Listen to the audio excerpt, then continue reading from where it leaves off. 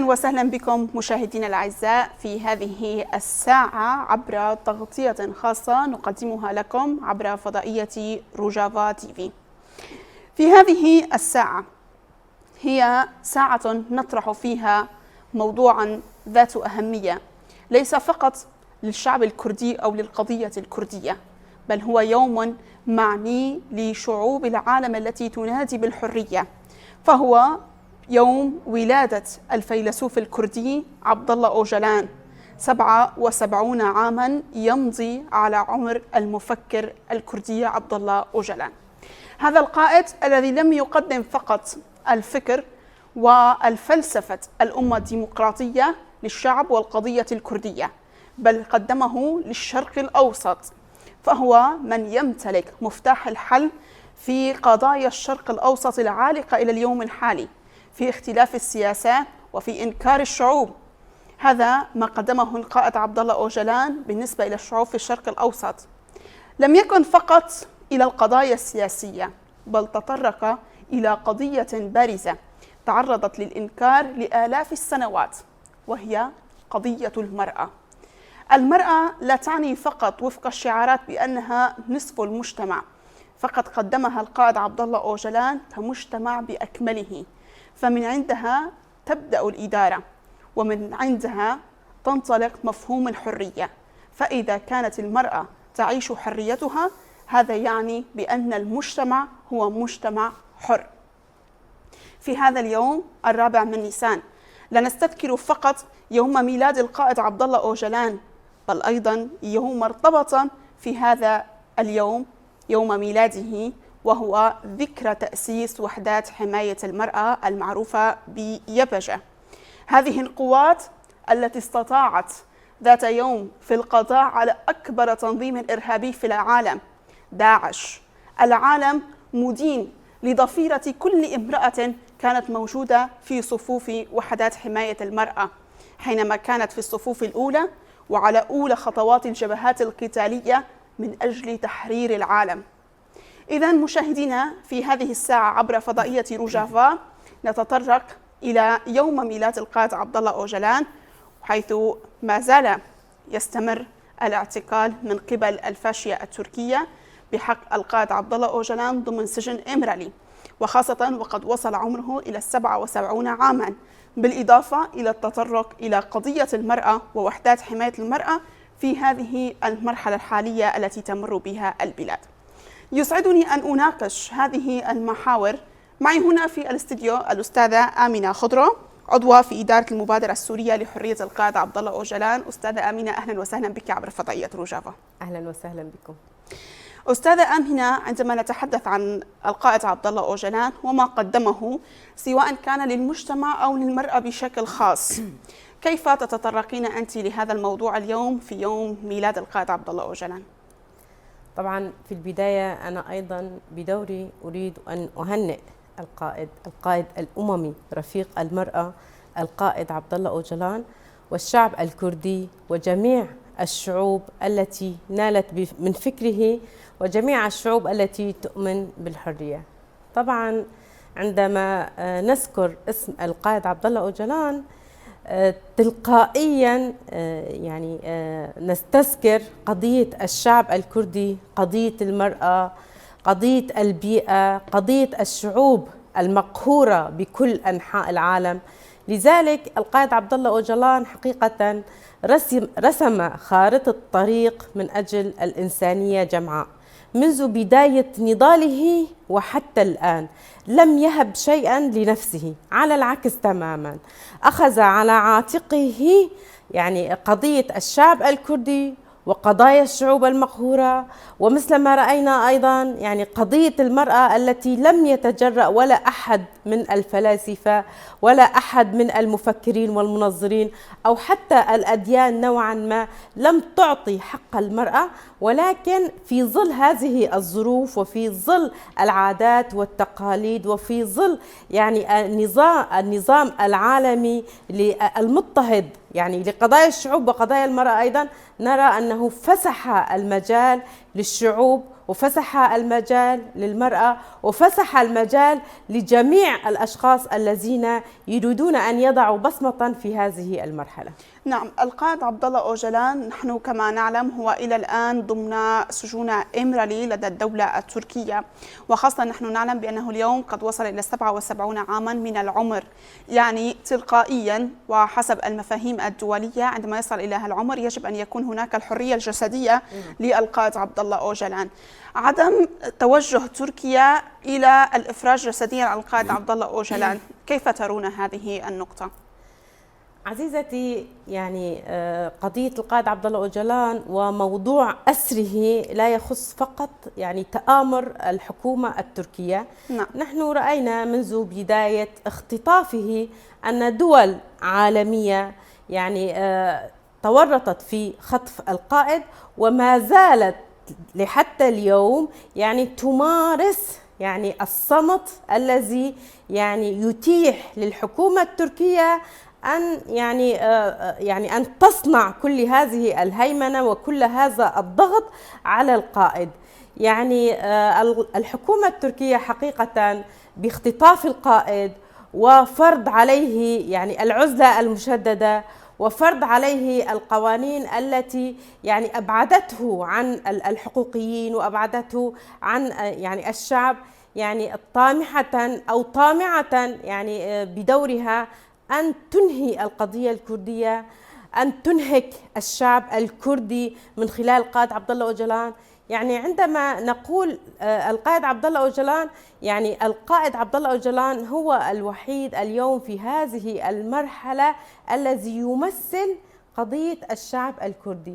لذلك السلطات أيضا والحكومات أيضا والنظام العالمي أيضا أدرك أن مفتاح الحل موجود عند القائد عبد الله أوجلان، ولكن القائد أيضا أحبط بفكره وفلسفته المؤامرة التي أرادت أن تحيكها الأنظمة العالمية والسلطات التركية بإنهاء إرادة الشعب الكردي يعني تحقيق مطامحه من أجل نيل حقوقه. لذلك يعني إمرالي أيضا كانت بمثابة ولادة جديدة لفكر جديد يعني أطال عمر القضية الكردية وفتح لها أيضا بوابات كبيرة للعالم يعني بفضل يعني فلسفة القائد. لذلك يعني اليوم عندما نرى الصمت الدولي العارم يعني حقيقة القائد عبد الله أوجلان يعني عرى كل هذه السياسات،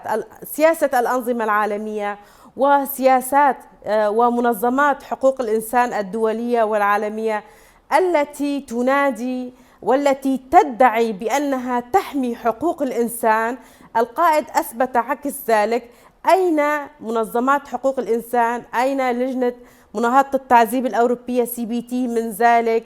حقيقة إمرالي يعني صنعت يعني بفكر وفلسفة القائد المعجزات.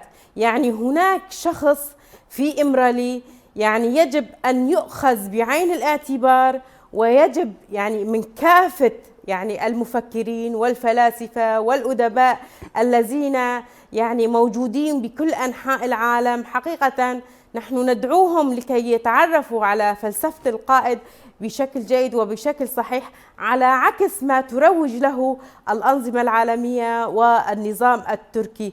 لذلك نحن اليوم في هذه المرحلة العصيبة رأينا مرة أخرى كيف القائد عبد الله أوجلان أثبت جدارته وأثبت للعالم كله أنه داعي للسلام وليس داعيا للحرب.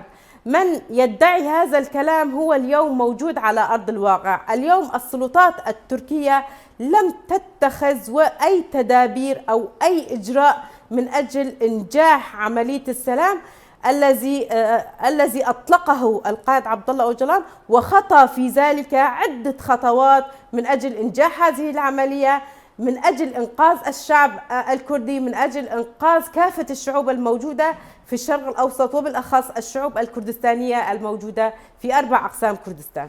نعم، ما طرحه القائد عبد الله أوجلان فكر وفلسفة الأمة الديمقراطية، أي بمعنى التعايش المشترك، أن أعيش الكردي العربي التركي السورياني الآشوري مع بعضهم البعض وفقا للجغرافية الموجودة لدى المناطق الكردية، وهي بقرب سواء كانت في سوريا أو في العراق أو في تركيا أو في إيران. فلسفة الأمة الديمقراطية ينتقدها البعض ولا يتقبلها. ما الغاية أو الهدف من انتقاد فلسفة الأمة الديمقراطية بالتحديد لدى الأنظمة الحاكمة؟ على سبيل المثال لو اختصرنا الموضوع في سوريا، يعني الأمة الديمقراطية كان نموذج متعايش المشترك في مناطق شمال وشرق سوريا، قوبل برفض من قبل السلطات الحاكمة كما نعلم، وتم بسياسة بأن للكل حقوقه في الدولة، ولكن أن لا يكون هناك الأمة الديمقراطية أو أن التعايش المشترك ذات المفهوم القائد عبد الله أوجلان. ما السبب بذلك؟ عزيزتي، يعني هذا سؤال عميق جدا وله عدة تداعيات، يعني سأذكر منها. اليوم النظام العالمي الجديد يريد تقسيم الشرق الأوسط ويريد خلق الحروب والأوبئة من أجل أن تسهل عليه التدخل في الشرق الأوسط. والقائد عبد الله أوجلان يعني بمفهومه الديمقراطي يعني طرح موضوع العصرانية الديمقراطية. لذلك هذا المشروع، مشروع الأمة الديمقراطية الذي يعني يمنع، يعني يقف أمام الصراعات والنزاعات ويعالج الشروخات التاريخية التي حصلت يعني عبر التاريخ. لذلك اليوم نحن نرى يعني سوريا هي مشروع مصغر عن الشرق الأوسط. الشرق الأوسط يعني حقيقة لديه يعني عدة مكونات وطوائف، يعني منظومة كاملة من المكونات المختلفة على أرض الواقع. لذلك سوريا أيضا يعني حقيقة تميزت بهذا النسيج الفسيفسائي الذي يعني بالحقيقة يعني يسمح للتدخلات الخارجية ويسمح أيضا لخلق نزاعات طائفية ويسمح أيضا للتدخلات الخارجية. لذلك مشروع الأمة الديمقراطية يقف أمام كل هذه المشاريع العالمية التي تريد تقسيم الشرق الأوسط وتقسيم سوريا. اليوم نرى يعني مشروع الأمة الديمقراطية خلال 14 عام، يعني لماذا وكيف نجح، ومن أجل ماذا تم الإطاحة به، ومن أجل ماذا تم استهدافه، من أجل ماذا يعني تم زرع أجندات من أجل يعني الإطاحة بهذا المشروع.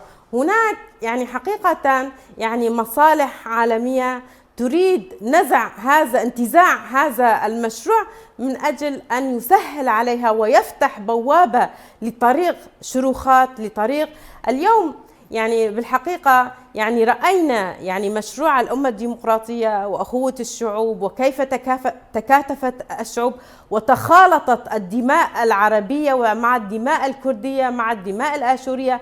في الحقيقة عندما هذا الشيء يمثله مزار الشهداء، عندما يعني نزور مزار الشهداء نرى يعني قيمة هذا المشروع، كيف وقف جنبا إلى جنب العربي والكردي والتركماني والأشوري والمرأة بجانبه أيضا.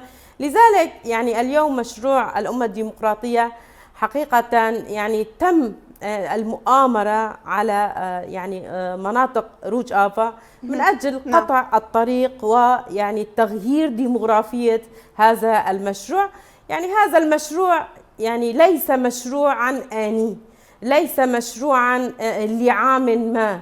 هذا المشروع بوابته وخارطة طريقه أيضا مفتوحة لهذا الجيل والأجيال القادمة، وسيثبت أيضا في الأيام القادمة أن هذا المشروع هو المشروع الوحيد لحفظ إراقة الدماء ولحفظ يعني الفسيفساء والنسيج السوري بشكل خاص وللعالم أيضا بشكل عام.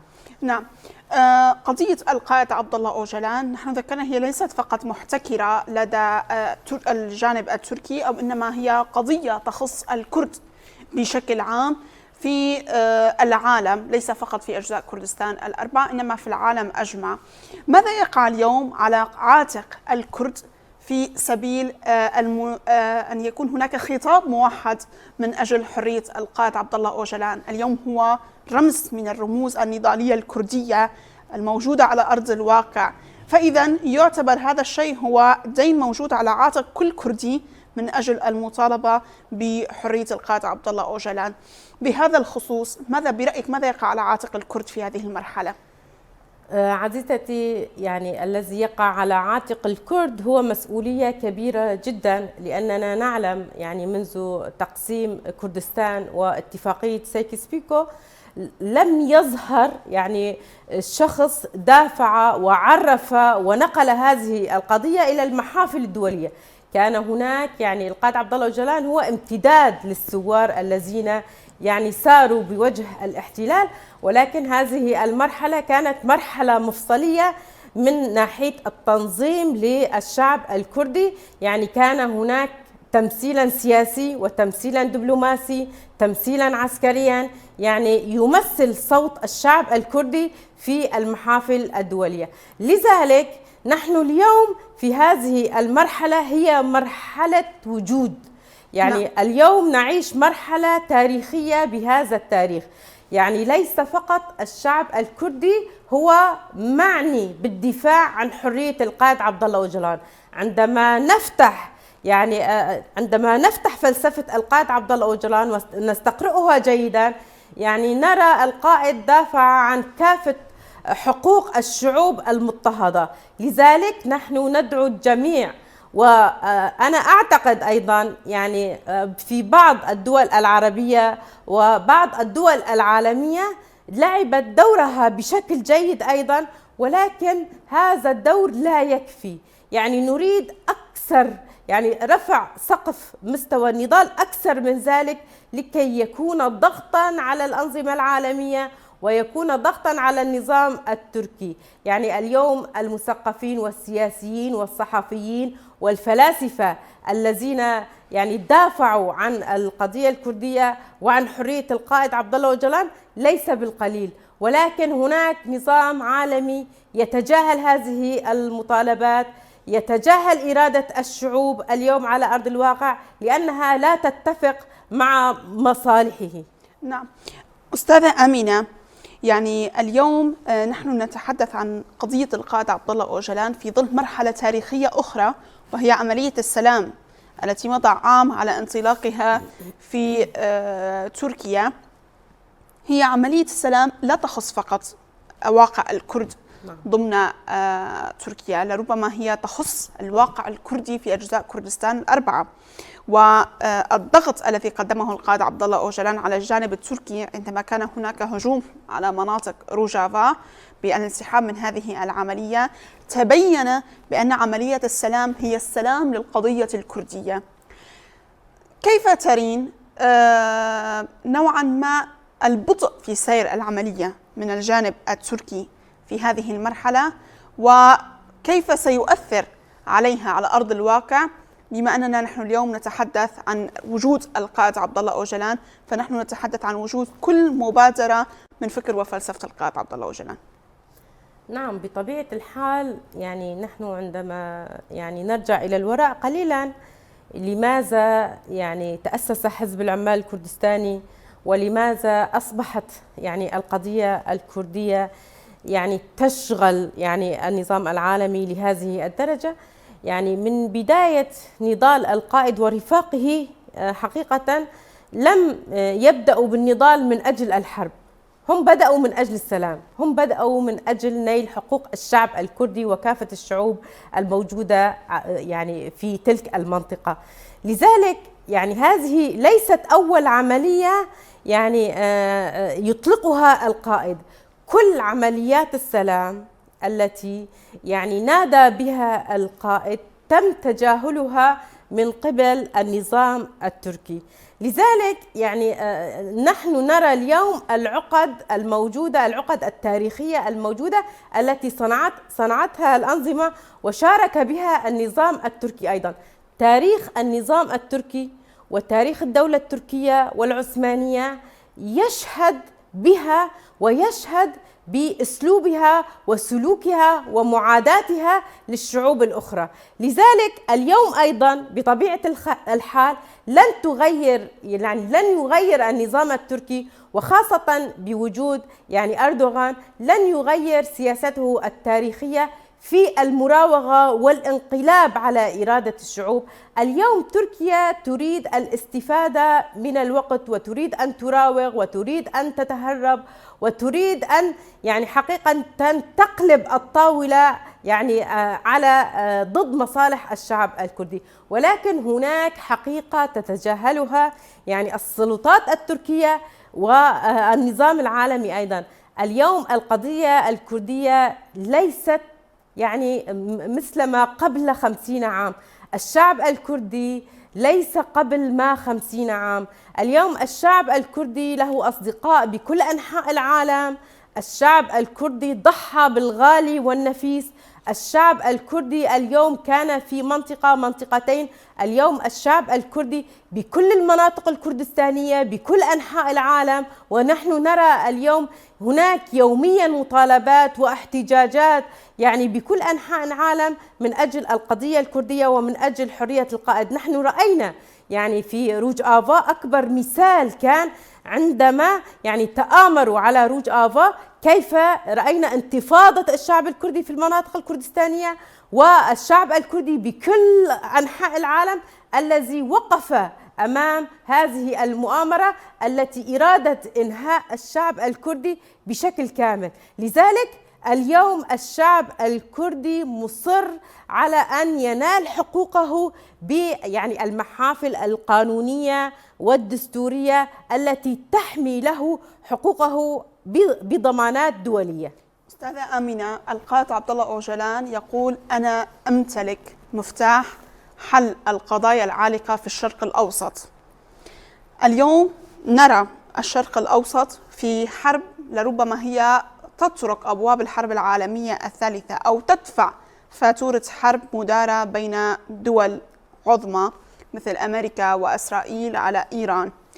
وجود القائد عبد الله أوجلان في هذه المرحلة مدى أهميتها برأيك في ظل حقيقة نستطيع القول بوادر الحرب العالمية الثالثة؟ نعم عزيزتي، هناك نظام رأسمالي، هناك نظام عالمي يريد أن يستفيد من كافة المناطق وينهب خيراتها وثرواتها ويضطهد الشعوب ويحولهم إلى عبيد. لذلك اليوم القائد أيضا يناهض ينقد هذه الفكرة ويطرح مشروع، لنعود إلى مشروع الأمة الديمقراطية، يطرح مشروع السلام. نداء السلام لا يخص فقط الشعب الكردي. اليوم قضايا الشعوب كلها تخص قضايا الشعوب وحدها. لذلك الأنظمة لا تساهم بحل قضايا الشعوب. إن رأينا قضية الشعب الفلسطيني، إن رأينا قضية الشعب الكردي، إن رأينا قضايا الشعوب العربية منذ بداية ما يسمى الربيع العربي إلى اليوم، ماذا فعلت الأنظمة العالمية للشعوب؟ ماذا فعلت لطفل؟ ماذا فعلت لمجتمع؟ ماذا فعلت لامرأة؟ على العكس تماما، ساهمت بالخراب والدمار إنهاء البنية التحتية اللعب بنفسية البشر من أجل إحباط إرادتهم. لذلك اليوم مشروع السلام، عندما نقول القائد يطرح تجاوز البحث في حل القضية الكردية، القائد يطرح مشروعا عالميا، مشروعا إنسانيا يخدم مصالح كل الشعوب، والشعوب هي التي ستحدد وترسخ هذا المشروع، لأن هذا المشروع لا يعني الأنظمة العالمية، لا يخدم النظام العالمي. لذلك النظام العالمي يريد محاربة هذا المشروع ويشوه هذا المشروع بطرق وأساليب مختلفة من أجل قطع الطريق على هذا المشروع.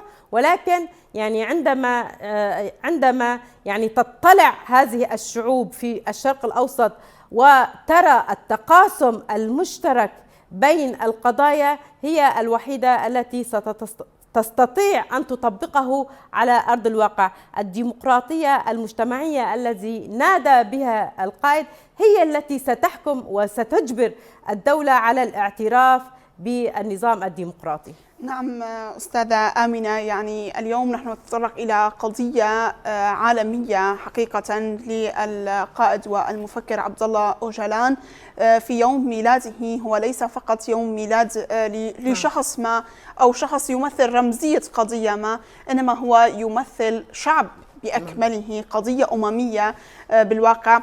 كما نعلم اليوم أستاذة آمنة الاحتفالات كانت موجودة في عدة مناطق من الجزيرة، وخاصة في قامشلو والحسكة عمودة، مناطق الجزيرة السورية.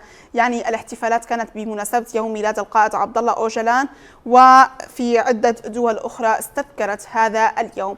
دعيني أتوجه معك قليلا إلى مراسلتنا من الحسكة بشرى العموري، التي كانت موجودة منذ صباح اليوم في أرض الساحة التي شهدت تجمع وتحشد لمئات من الشخصيات المشاركة في الاحتفال في يوم ميلاد القائد عبد الله أوجلان.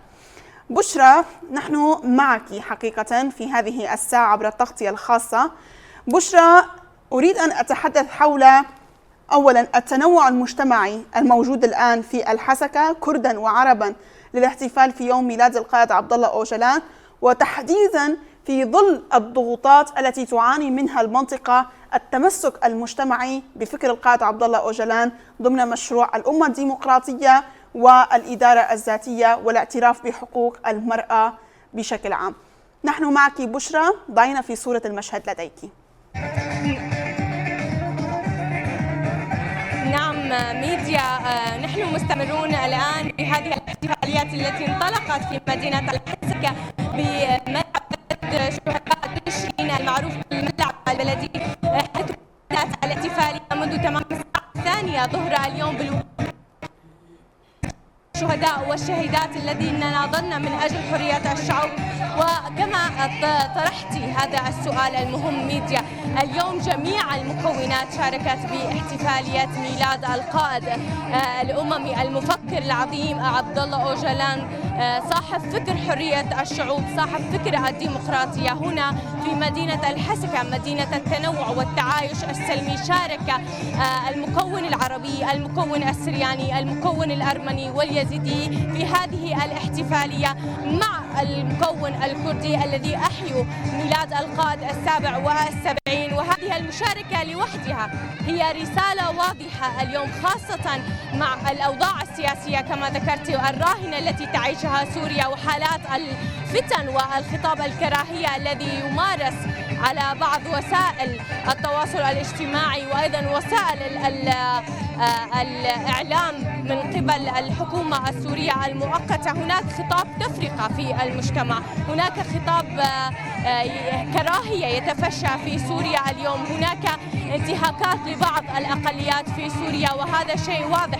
اليوم هنا في مدينة الحسكة باتت جميع المكونات متمسكة أكثر من ذي قبل بمشروع الديمقراطية، بمشروع أخوة الشعوب، بمشروع الحرية والفلسفة القائد عبد الله أوجلان، وخاصة المرأة التي لطالما تعرضت للظلم والاضطهاد عبر الأنظمة الدكتاتورية وعبر ظلم وتنظيم داعش الإرهابي الذي كان يقوم بعدة انتهاكات بحق المرأة. اليوم المرأة في شمال وشرق سوريا في روجافا كردستان عاشت وذاقت طعم الحرية الذي كانت طواقة له.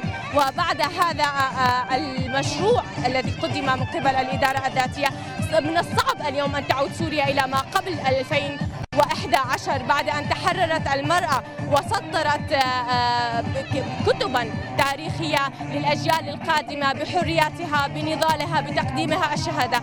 للحديث أكثر ستكون معي الآن ضيفة أفين باشو، الرئاسة للمعهد العالي للفنون في مدينة الحسكة وإحدى النساء البارزات في روجافا كردستان. مرحبا بك. مرحبا، أهلا وسهلا، وأربع نيسان مبارك لك ولكل مشاهدي قناة روجافا تي في. بداية، كيف ترين اليوم الأجواء؟ كيف ترين مشاركة النساء والرجال والمكونات هنا في هذه الاحتفالية؟ طبعا منذ بداية الربيع، منذ بداية آذار وإلى اليوم هناك سلسلة من الفعاليات باستذكار المناسبات والأعياد المجتمعية أو القومية، ابتداء من يوم المرأة العالمي 8 من آذار ومرورا بأعياد النوروز وعيد الأكيتو واليوم في 4 نيسان. طبعا هذه الأعياد تتميز بإحدى الطوابع الأساسية ألا وهو مشاركة كل أطياف وقوميات ومعتقدات المنطقة في هذه الاحتفالات. طبعا اليوم نحن موجودين في ساحة ملعب الشهداء 6 تشرين، نرى نفس الصورة المعتادة لمشاركة كل المكونات وعلى مقدمتهم النساء بالأزياء الفلكلورية والقيام بالدبكات التراثية على الأغاني. ثورة روجافا هي ثورة المرأة، وقامت على نهج وفكر القائد والفيلسوف عبد الله أوجلان الذي أعطى للمرأة دورها الحقيقي وأهميتها. اليوم النساء من المكون العربي أو الكردي أو السرياني من الصعب أن يعودوا إلى ما قبل 2011. اليوم كيف ترين وأنت ناشطة أيضا نسوية بحقوق النساء دور المرأة خلال هذه الثورة؟ طبعا أطروحات القائد أوجلان ركزت على قضية محورية ألا وهي قضية المرأة، وبدون حل هذه القضية سيكون حل باقي القضايا مستحيلا. طبعا والثورة التي قمنا بها في شمال وشرق سوريا وروجافا كردستان أصبحت نموذج لكافة النساء التوقعات للحرية. طبعا هذه الثورة هي امتداد لثورات نسائية وتاريخ نسائي طويل. طبعا وهذه المكتسبات التي حققناها في الساحات السياسية الدبلوماسية المجتمعية الثقافية والعسكرية لم تأتي من فراغ، كان نتيجة جهد نسائي بأعلى الدرجات وتضحيات جسيمة متجسدة بالدرجة الأولى من خلال تضحيات وحدات حماية المرأة التي تصادف اليوم أيضا ذكرى تأسيسها، والتي أصبحت نموذج نسائي لحماية مكتسبات النساء ومكتسبات ثورة المرأة. اليوم نحن في ثورة روجافا نحقق أهداف وأمنيات ملايين النساء الموجودات في العالم ككل، وخاصة في هذه المرحلة الحساسة نطمح أن نكون أداة تغيير لذهنية موجودة في سوريا، ذهنية تقصي النساء، وأن نصدر تجربة روجافا وشمال وشرق سوريا إلى كافة الداخل السوري. رسالتك اليوم لنساء روجافا ونساء سوريا كافة، كونك أنت إحدى الناشطات البارزات بمجال النساء، اليوم ماذا توجهين لنساء روجافا وللنساء السوريات في الداخل السوري والساحل والسويدة؟ طبعا تجارب النساء على مستوى الحروب والأزمات العالمية كانت دائما موجودات في الساحات ككل كما هو كان موجود في ثورة روجافا، لكن بعد مراحل انتهاء الحروب أقصيت المرأة من بعض الساحات واقتصر نشاطها على ساحات محددة. اليوم في هذه المرحلة الحساسة تستدعي أن يكون جهد النساء وعمل النساء ونضال النساء بدرجة أعلى، حيث نحن نركز على تحقيق أو إحقاق الحقوق النسوية ضمن دستور سوري جديد، وأن يكون وجود النساء ضمن الحياة السياسية الدبلوماسية العسكرية، وهذا يتطلب وحدة نسائية لكافة الجغرافيا السورية.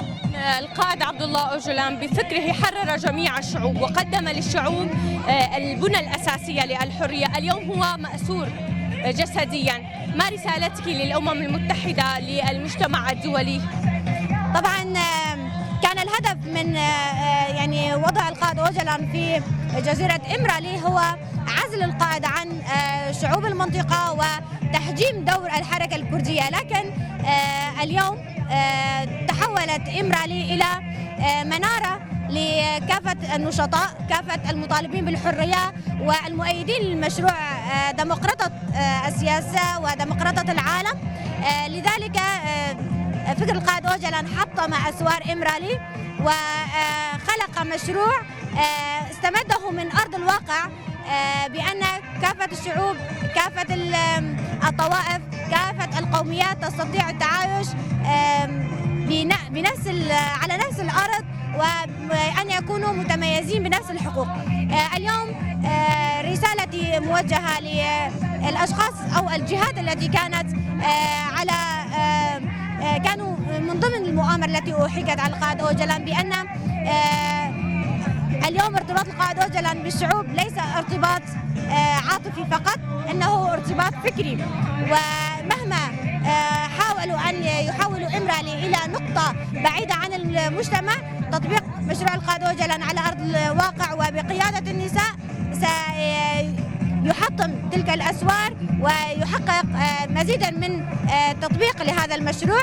لذلك ندعو كافة الجهات الحقوقية الإنسانية للضغط على الحكومة التركية ومن وراءها طبعا إنهاء مرحلة إمرالي وتحقيق الحرية الجسدية للقائد أوجلان. باشو إدارية المعهد العالي للفنون ولحركة الهلال الزيلين في مدينة الحسكة، أنا أشكرك على هذه المشاركة وأبارك هذا اليوم عليك وعلى جميع نساء العالم. شكرا لك للمشاركة. نعم، ميديا أجواء حماسية طفت عليها طابع النضال وأوصلت رسائل واضحة هنا من مدينة الحسكة مدينة التعايش أن مكونات روجافا ومكونات روجافا كردستان ستستمر بنهج وفكر وفلسفة القائد عبد الله أوجلان، وستستمر بمطالبة الحرية الجسدية للقائد عبد الله أوجلان، لأن فكره حر. وقد رأينا الفكر الذي يمارس اليوم في روجافا كردستان والديمقراطية التي يدعى لها مشروع الإدارة الذاتية، ورأينا أيضا نداء السلام الذي أطلق من القائد والمفكر العظيم عبد الله أوجلان هي خطوة السلام في الشرق الأوسط.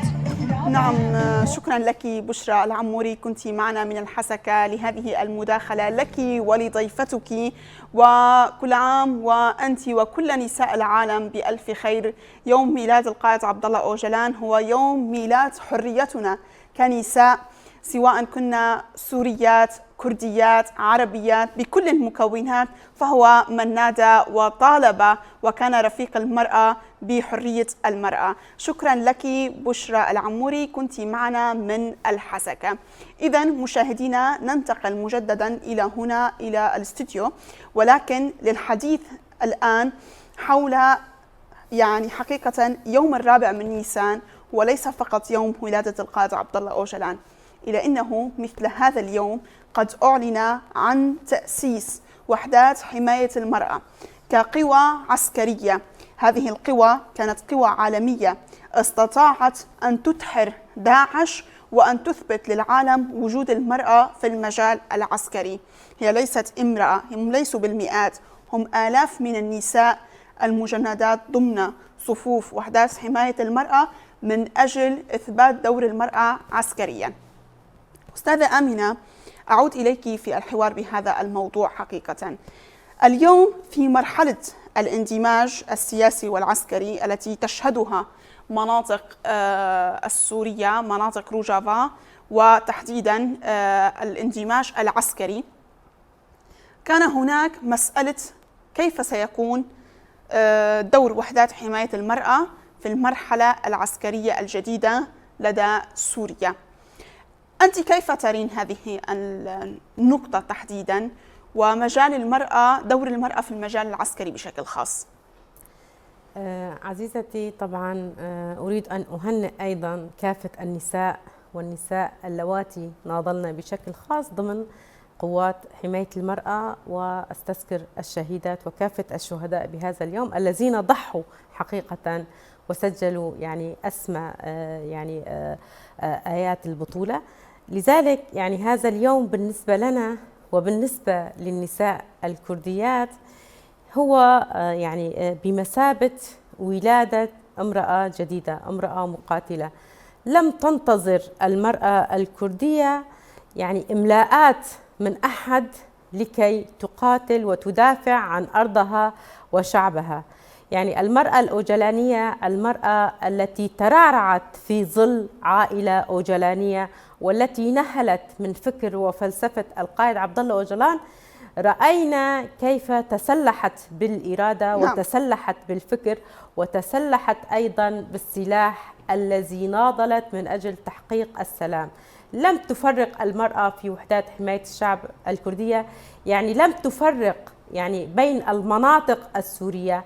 رأينا كيف كانت الهجمات على المناطق السورية وتم احتلال أيضا بعض المناطق، وتم يعني في الحقيقة رأينا يعني ما لم يوثقه الإعلام السوري ولا الإعلام العالمي من الانتهاكات والمجازر للإنسانية.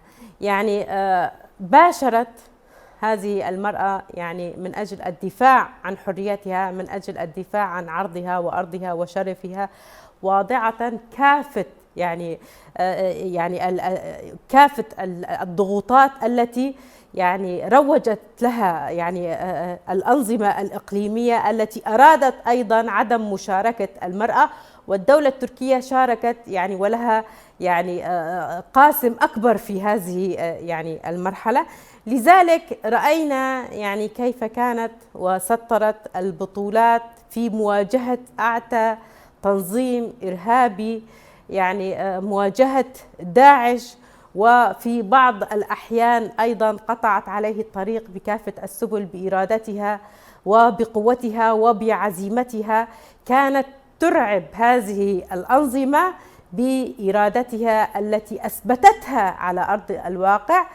لم تكن يعني قوات حماية المرأة نظرية فقط تدرس، كانت يعني تطبق على أرض الواقع، وكانت تسطر ملاحم بطولية ضد هذا التنظيم. ولها أيضا يعني في كوباني يعني رأينا كيف وقفت في وجه هذا الإرهاب ودحرته وتم تحرير تلك المناطق. لم تضع المرأة مقياس شرفها ولم تضع مقياس أنوثتها في حمل السلاح، إنما وضعت مقياس الوطن والأرض هو الشرف الذي يعني ناضلت من أجله. نعم، اليوم في ذكرى تأسيس وحدات حماية المرأة يبهجي، اليوم هذه القوى النسائية التي أثبتت بأن المرأة يمكن أن تكون موجودة في المجال العسكري ولها القدرة بأن تكون في عدة مجالات أخرى كالسياسية والإدارية. هذه الخطوة كانت غير مسبوقة في دول أخرى، إنما في سوريا كانت موجودة وأثبتت قدرتها ونجاحها على أرض الواقع. من يحاول إنكارها وإخفاقها؟ كيف ترون هذا الموضوع في ذكرى تأسيسها اليوم؟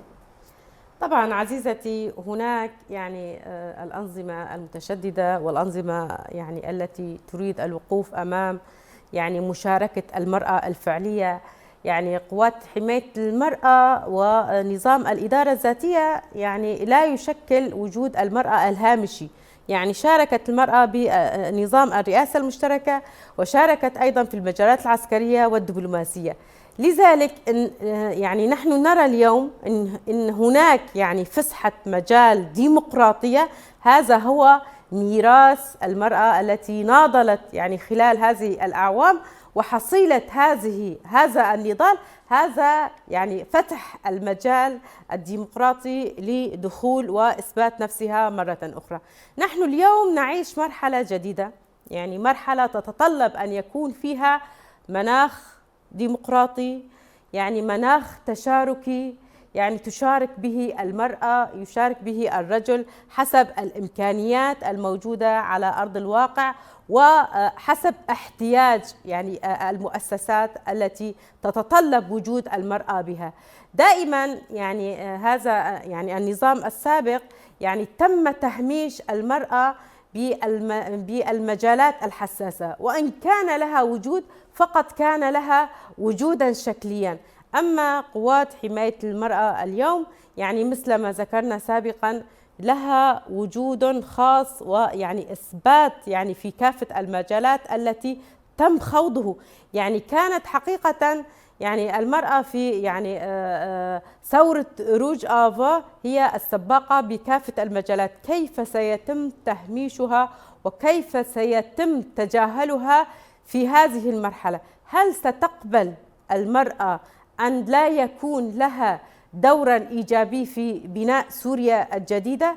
يعني لا يمكن ولا بشكل من الأشكال أن نذكر سوريا الجديدة من دون وجود المرأة السياسية، المرأة المثقفة، المرأة الطبيبة، المرأة المقاتلة، المرأة يعني بكافة المجالات الحياتية التي تتطلب فتح مجال ديمقراطي لدخول المرأة بهذه التشكيلات والتنظيمات الجديدة، ومنها أيضا قوات حماية المرأة التي أصبحت مثال يحتذى به بكل أنحاء العالم. ولماذا سوريا لا تحتذي به؟ يعني المرأة المقاتلة اليوم مثال بكل أنحاء العالم، يعني وأصبحت رمزا يحتذى به يعني في كل وسائل الإعلام الأوروبية، ونرى يعني زينت بالساحات الأوروبية، وأصبحت كفية المرأة المقاتلة وسلاحها آرين ميركان ورفيقاتها رمزا لهذه يعني الثورة المشرفة. لماذا لا تكون ضمن يعني سوريا؟ ما هو السبب الذي يمنعها أن لا تكون أن تدخل بشكل ديمقراطي بالمجالات العسكرية والمجالات الأخرى؟ نعم، مع الأسف هي ذهنية الذكورية السلطوية المتعنتة التي ترفض الوجود النساء لأنها لا تستطيع مجابهة امرأة موجودة اليوم تحمل السلاح على أرض الواقع. الأستاذة آمنة خضر، عضوة في إدارة المبادرة السورية لحرية القائد عبد الله أوجلان، كنت معنا هنا في الاستوديو عبر هذه الساعة. شكرا لوجودك معنا.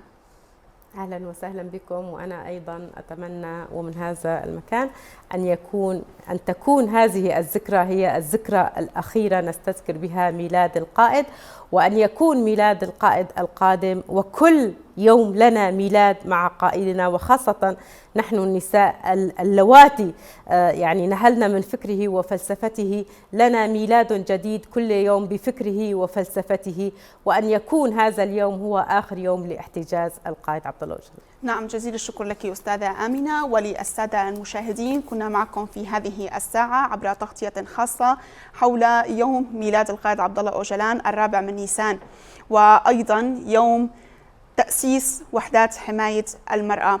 كامرأة كردية سورية اليوم وعبر هذه الفضائية التي تتيح الفرصة لأن نكون موجودات وسباقات في كل تاريخ وزمان، تحية لكل امرأة موجودة اليوم في الصفوف العسكرية، في الجبهات والخطوط التماس، من أجل حماية الأرض والشرف، من أجل حماية النساء. هو يوم تأسيس وحدات حماية المرأة، وهو تأسيس وولادة حرية كل امرأة على هذه الأرض. مشاهدينا، شكرا لطيب المتابعة، إلى اللقاء.